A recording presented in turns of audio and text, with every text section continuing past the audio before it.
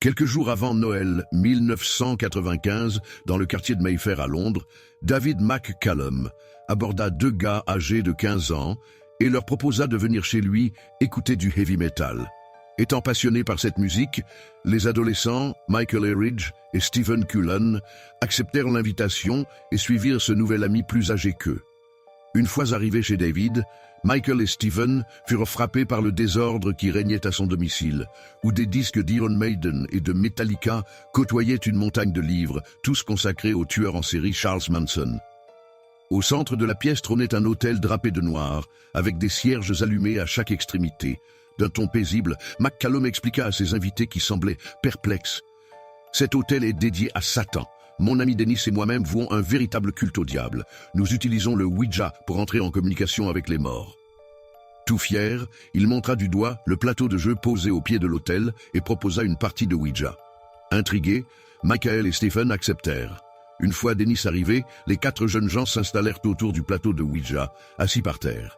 Suivant la tradition du jeu, chacun déposa une main sur le triangle mobile au centre du jeu. Presque instantanément, la voix soudainement très rauque de McCallum rompit le silence. « Satan, si tu es parmi nous, donne-nous tes ordres. Dis-nous ce que tu désires que nous fassions. » McCallum se leva brusquement, saisit violemment le jeune Michael et le projeta sur le lit et l'immobilisa sur place. Puis, armé d'un couteau de combat, il poignarda sauvagement sa victime. 11 fois, la longue lame effilée s'abat sur le corps du pauvre jeune homme.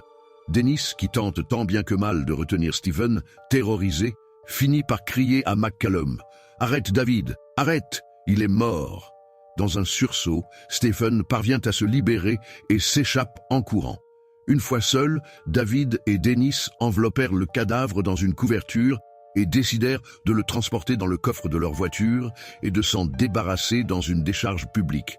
Peu de temps après, ils sont arrêtés grâce aux indications fournies par le jeune survivant du massacre. Il s'avère que les 2 adorateurs de Satan faisaient déjà l'objet d'une double enquête psychiatrique et policière pour divers événements survenus dans le passé. Lors de son procès, David expliqua que des voix transmises par le Ouija l'ont poussé à commettre son geste. Les juges le condamnèrent à une détention à vie à l'hôpital Broadmoor, un établissement psychiatrique de haute sécurité. Son complice fut, quant à lui, condamné à 10 ans de détention dans un autre établissement psychiatrique.